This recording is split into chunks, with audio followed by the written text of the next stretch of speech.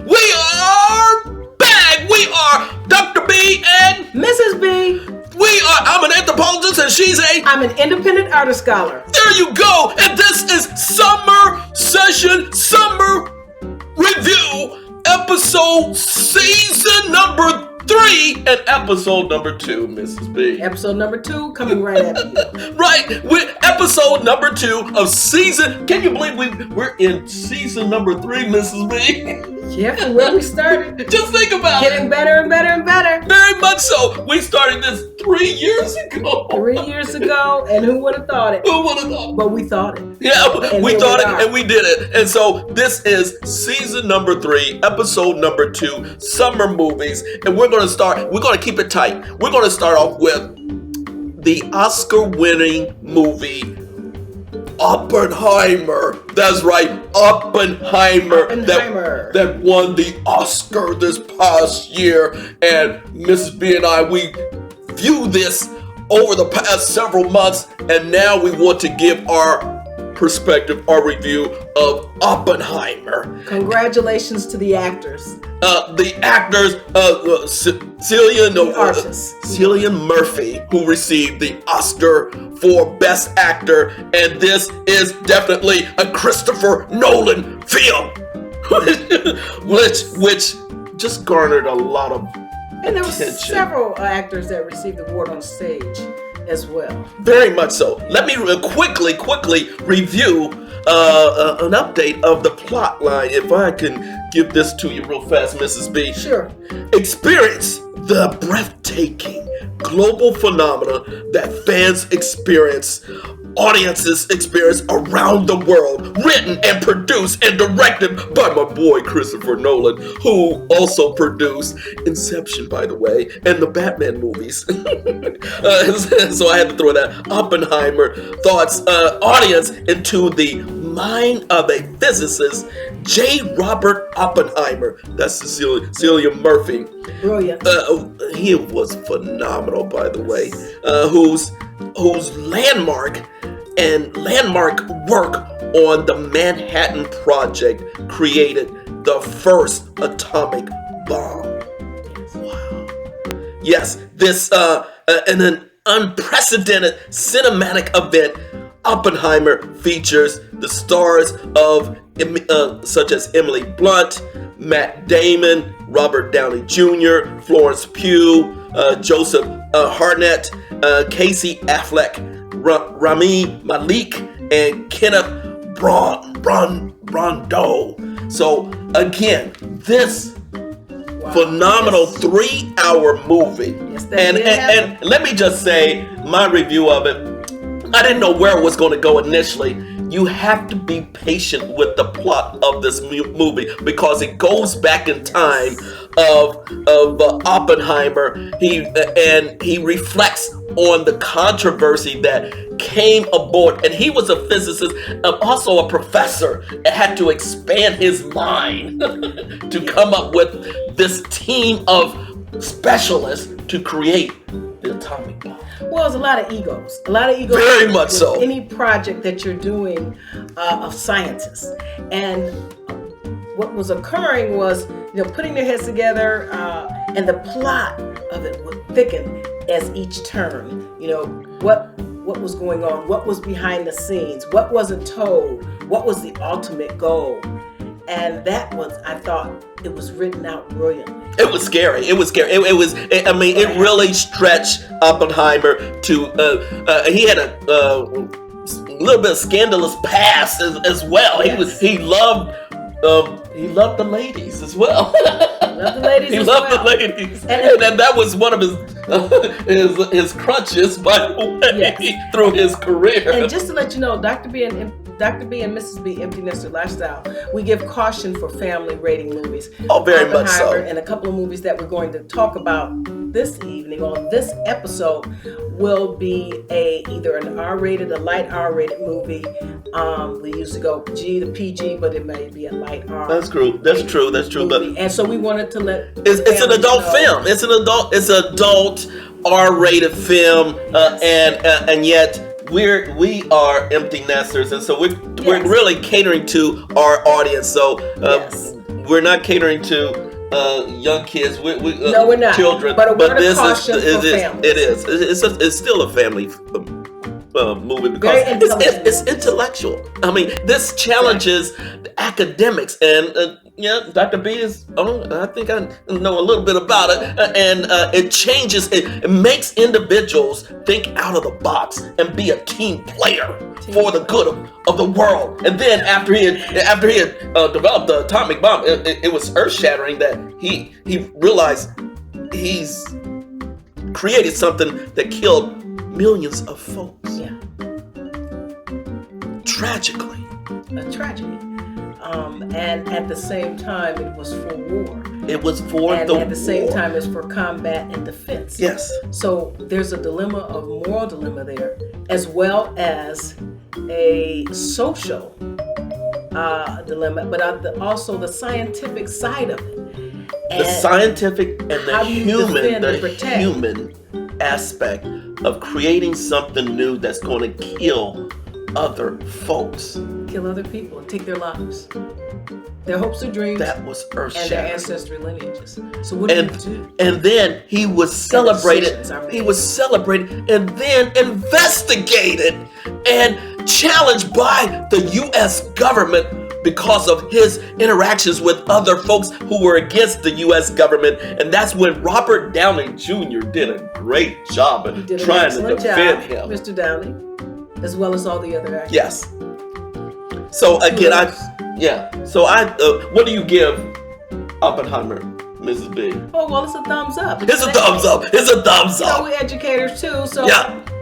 I'll say, and as an artist, independent artist scholar, give it a. There you go. There you go. Thumbs up for the kudos. Oppenheimer. And let me just give another shout out to my boy, Christopher Nolan. Yeah, he's still the primetime director extraordinaire. So I'm a big fan of Christopher Nolan. Next, Mrs. B. Let's move on. Let's go. Our Netflix series, Bridgerton. Yes. Season number 3. Bridgerton. Season number 3. And the return of Lady Danbury. Lady Danbury. And what did you think? And the Queen. And the Queen. And a different new plot line. And a new plot line. And it was very a different and they have to marry off the daughters. To marry off the daughters. Real but fast. Who was the center of attention in season number 3? Well, you tell it. I thought the most important thing for me, you have the plot of what you think. I thought more so for me, as we watched the film together, me and Dr. B, I would say the marriage of the younger sister of the lady that was trying to, the actress that was marrying off her children, her 2 daughters, oldest daughters, and the youngest one as the Cinderella-like figure. She was the young lady who was a little bit not the average size and shape. She's rounded, she's a plump figure, as they would say, and she was always not featured, but this time she was featured in the plot line. It surrounded her love, her affection to one of the Bridgerton men, and eventually he came to his awareness, his admission that he was in love with her. Yes, he was.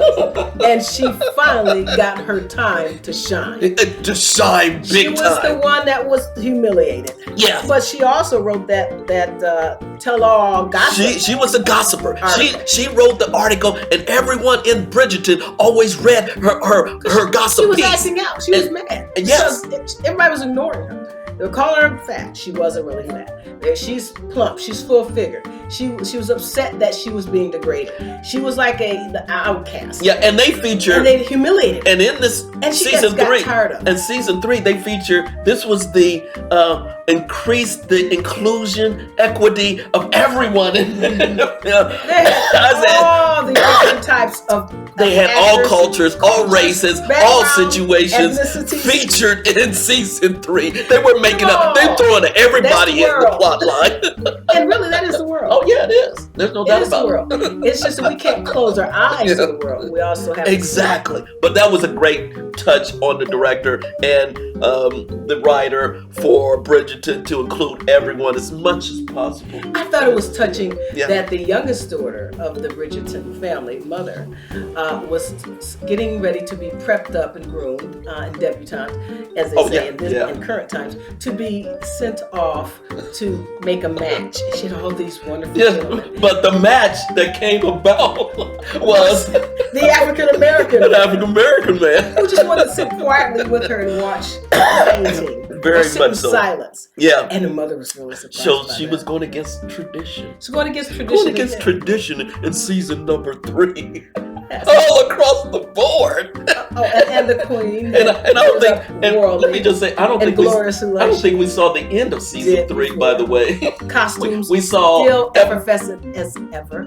Costumes, the costumes. haberdasher, very much so. Still wonderful style. Mm-hmm. Even more so. Oh, the beauty, food, the scenery, all of it. Stepped up another level. Stepped up another I have to level. give credit to the producers and directors.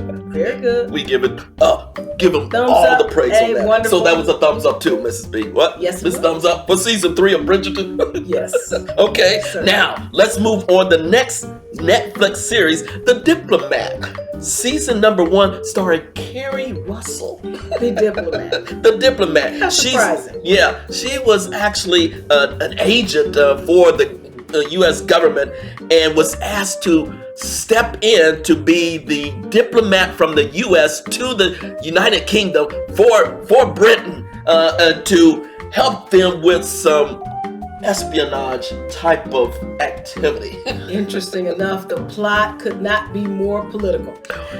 It was spot on, and quite frankly, yeah, the American diplomacy nuances, the American diplomacy views and perspectives versus what the British perspectives were, how they saw things, how they had to work together as a team, how the American embassy saw things in England, UK, as well as trying to keep together the whole situation of, dare I say it, the president looking for a new vice president and happened to go to England at the England. Well, there was groom her up, but she didn't know that she was. She didn't know, but this is the internal politicking that goes inside each and every government. It was nice to see the British government the Prime Minister trying to negotiate deals, and then the U.S. Government led by President, let me say the actor that played the president in the U.S. was Squiggy from Laverne and Shirley. That's a little side note. When I saw Squiggy Lenny as president, I said, this is going to be funny. And he was funny, by the way. But he wanted to groom Carrie Russell to become the new vice president. So, and let me just say, Carrie Russell, she was a great star on an ABC show. Vice president. And she also kind of played it very simple in her makeup and everything. I said, when is she going to prime herself up? Because the Carrie Russell I know from ABC in the show, she was primed, and then she just played herself down. What do you think about that, Mrs. We fussed about that. Yeah, we fussed about that. We're like, why? They wanted her, the character role, to be scruffy a little bit. She's tough. She's been an agent. A little bit too scruffy if you ask me. And she doesn't have to have all this on. Which is in a sense true, because most women in the field, they're not going to do all that. But the woman that I've seen, as I go to the different webinars and all the different events, and events and International Spy Museum, all those events, all these real intelligence officers or directors and administrators and agents, formerly agents that work in those fields and detective and investigation fields, they prime themselves up now. Okay, so again, what's going on with that? And then she is ready to. They says, well, she's got the tactics. She's got the strategy. She's been in the field. She's well worn in a good way to be able to contribute. She's good foreign policy. She's good diplomatic policy. So what's going on here? And then she doesn't want to fit into her outfit, and she's like, but eventually she compromised, and she recognized the greater good for the situation, and her husband constantly sabotaged her. But again, she finally, and guess what? They just premiered this season 1, but they just gave notification on Netflix. They are in production for season 2. Season 2 is on the way. So what do you give The Diplomat, Ms. I thought B? it was good. I still give it a thumbs up. I give it a. There was some rough edges. I don't give it a full thumbs up. I just give it a There's some sideways. rough edges that they need to Come work on. out in terms of, and there's some surprising things, scenes in there that you'll see. Don't give it up. But I'm Don't not give gonna it. say Don't give it up. anything. But thank you very much, Mrs. B. Let's move Yes. on to Thank you. the next Netflix series, Black Sails. Black Sails. Starring, there was actually 4 seasons of Black Sails. We are looking at season number 1. It actually came out in 2017 of the Stars channel, and it stars Toby Stephens as the pirate, and this is a pirate movie. Really good action A pirate movie. Yes. And let me just give a quick synopsis of Toby Stephens. He's has red hair, red mustache. He fits the ideal of a pirate image. And I did a little background on Toby Stephens because he looked familiar in another Netflix series that I saw a few years ago, Lost in Space. But I said, he looks also familiar to another situation. And I did some background. Toby Stephens is actually the son of a well-known actress. But we have to make sure we confirm that that's actually his mom. It is, because I checked it just before we got online. Okay, good. His mother is Maggie Smith, and his father is Sir Robert Graham Stevens. Yes, And that's Sir Robert Graham Stevens just happened to be one of the leading English actors in the early years of the British Royal National Theatre. So he comes from an acting family. Yes, he And I was so impressed of his lead. And the plot lines, let me just say, again, Black Sails is R-rated, so we have to, that's where it goes a little bit far. It goes far. So, but it's a great plot line if you want to get into a pirate series. It's a pirate series. I couldn't believe it. There's some excitement. There's adventure, but also at the same time there's fighting and there's swashbuckling, but also there's some violence there. So you gotta be caution for family rating. There's people they're taking people out left and right. Oh, it's a pirate. Also, there's action. some nudity there, and there's also some very serious things. It's R-rated. It's R-rated. Of women all across the board. woman being violated. Yeah. So I want very to warn much you so. that in the past, in terms of movie production, when they do scripts, and they watch and research and watch all the different films, many times those films are based upon accounts that have happened. And then you have the creative production. And then after the creative They were trying to be as true as possible. As true as possible. But you also want to be, I also want to put out there that was during that particular time. So we don't support violence of any person or woman in any kind of way. Absolutely not. And the pirates of today, of course, and if you're talking about pirate history and historical history, as well as education history, are usually mascots or some type of reenactment. So we want to put that out there. But I also want to say in my research, to find out more information, you can find that information out on the Visit North Carolina website about Blackbeard history. So you can get all the documented facts from scholars, anthropologists, archaeologists, as well as social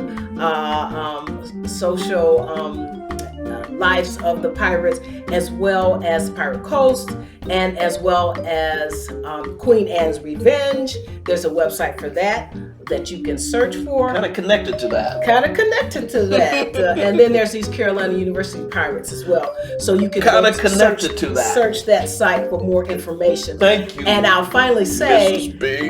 to learn about North Carolina history, where a lot of the pirate history is from, along the Crystal Coast in North Carolina, you can search Our State magazine, as well as the publications and the websites in North Carolina. So those are the sites that you want to search for and visit.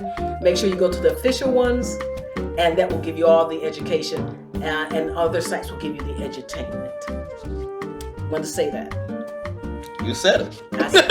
See, I give you an error. You want to say something. And here's with Mrs. B. She always going to say something, even though I said, what are you going to say? You, Dr. B. Exactly. What are you going to say?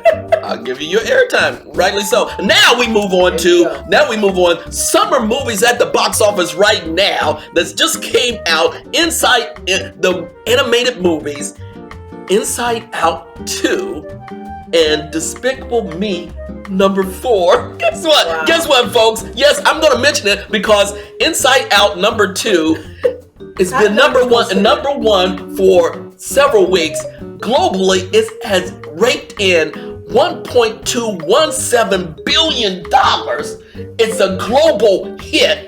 This is Okay, I'm surprised about that. Yeah, it's a global hit. Inside Out #2, starring Amy Poehler. Amy Poehler. That's what I was saying. And it's the plot line. I don't even know. I seen the trailer. The plot line is about based on a female lead, Riley's mind as she hits puberty. So it's that one. Yeah. Great summer movie. Yeah, it's great summer movie. That's what it is. And it's a global hit. It seriously is a global hit. Yeah. And teachers who teach K through 12, and especially middle school. Yeah. And then Despicable Me #4 just came out this weekend, raked in $230 million, starring Steve Carell and Will Ferrell. And it goes like this. Gru, the major character, welcomes new members of the family, yet the villain, Will Ferrell, escapes prison and vows revenge against Gru. That's Will Ferrell. Yeah, that's Will Ferrell from Saturday Night Live and Steve Carell from The Office. So those are two blockbuster movies that just came out this weekend. Let me ask you something, Dr. B. And I don't mean to interrupt. Why does Will Ferrell always does those movies? But they're real successful when he does it. But that's like a Will Ferrell signature trademark, don't you think? Those types of movies that he does. He has always getting into He something. has his market. He has his craft. He has his audience. And Will Ferrell going to do Will Ferrell stuff. Will Ferrell's going to do Will Simple as that. And then finally, we want to feature the final review. And of course, I got to give a shout out to this final review. And the movie that we just saw last night on Netflix, and it's the #1 Netflix movie of the weekend and of July. It's Beverly Hills Cop, Axel F. Featuring my boy Eddie Murphy. It's a hit. Eddie Murphy teams up with the team from the original Beverly Hills Cop. This was a movie made in 40 years ago, and he brings back his A-list players, A-list actors and actresses. But the plot line is really between Eddie's character, Axel Foley's character, and his daughter.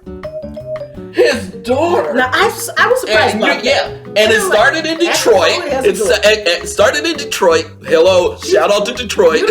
And then he has to go to LA to help out his daughter, who's a lawyer, to help her in a case. So the chemistry, the interaction that he has with his daughter on screen was fantastic. It was, and it was, I like the fact that the realism of the emotion, the realism of how a daughter and a father has difficult times, if that's the case for that family, and particularly for law enforcement, staying your job is all about your job. As the daughter grows up, she has a different kind of way of growing up, her lifestyle, and then they become estranged. No, they became estranged because Axel Foley, Eddie Murphy had to do his thing in Detroit, had to follow the cases, and then he left her, for her career. She actually changed her name from Foley to Saunders, and that was a great little scene that he said, "You changed your name?" Yeah, she kind to of Saunders? soothed it down so it wouldn't be heightened with the Foley action going on. And then she met a gentleman named another cop in LA who happened to be the actor, A-list actor, Joseph Gordon-Levitt, who used to start in with Christopher Nolan's film Inception. And when I saw Joseph Gordon-Levitt, he was spot on, and the chemistry just blew up. He was big good, time. but I was surprised that he his previous movies were clever. They were clever. Very, very. This gave him an opportunity to expand his acting ability. And this role was more softer in his acting capability. He stretched it. Yes, he expanded it. Yes, he expanded it. It was hard and it was filling. And I was kind of surprised because everything was so technical. Yeah. Or Before.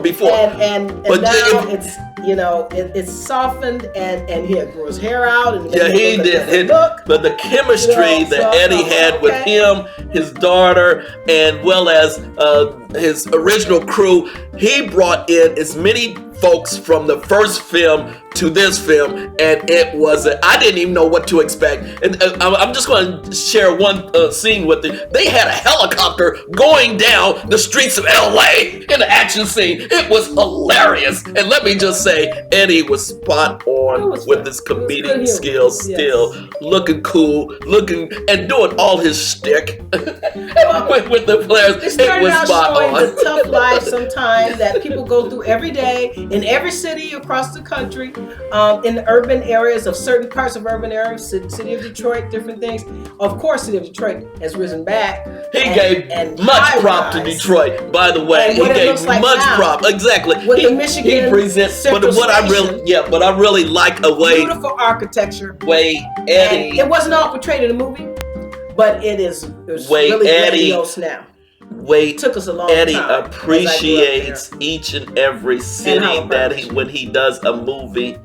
He always appreciated Detroit. He highlighted Detroit Red Wings. Then he went on to Beverly Hills. We happen to live in LA as well, so we know what happens, where the sights and sound. They were actually filming Rodeo Drive, but they were also filming majority of the movie in LA, in the LA Harbor. Yes. We used to live in San Pedro, so we know that area very well. So that's the reason why I took pictures on Rodeo Drive. Pictures and everything, but we live in San Pedro and know that area. So no Detroit, no San Pedro's, no LA. So it was spot on in production. And don't be surprised, there will be a sequel to this, another one, Beverly Hills Cop, Axel F. So I give it a 2 thumbs up. 2 thumbs. I give it a thumbs up. 2 thumbs up. All right. That's coming straight to you. 2 thumbs up. So there you go. You from North Carolina. That's right. So there you go, Mrs. B. We reviewed Beverly Hills Cop, Axel Foley F. Also, the Bridgerton series on Netflix, The Diplomat, Black Sails, as well as Oppenheimer and the summer blockbuster movies that are out right now, Inside Out #2 and The Despicable Me #4. There you go. This is season number 3 and episode number 2. And what final comments does Mrs. B have? You know what other movies that you can go see? Beautiful skies, the water, fireworks. That's just as much movie as being together with your friends and family. And that's what I have to say, Dr. B. There you go, Mrs. Enjoy the beach and enjoy your neighborhoods. Hope you enjoy our movie review. And please give us a like and subscribe to our movie reviews. www.DrB and MrsB EmptyNesterLifestyle.com on Squarespace and shop. That will come up in my post-production, Mrs. B. That's good. Always put it out there. That will come up in our post-production, Mrs. B. Check out the website. That will come up in our post-production, Mrs. B. And you don't have to say it again. That will come up in our post-production, Mrs. B. So thank you very much, everyone. Have a great summer. Have a great 2024. And as usual, let me give a nice little kiss to Mrs. B. Can I have a kiss? Thank you very much. Oh my gosh. Yeah, we're still hanging. That's all I'm 35 years. Thank you again. Thank you. I am Dr. B and she is Mrs. B. I'm an anthropologist and she's I'm an independent art scholar. There you go. Have a great year, everyone. Peace out.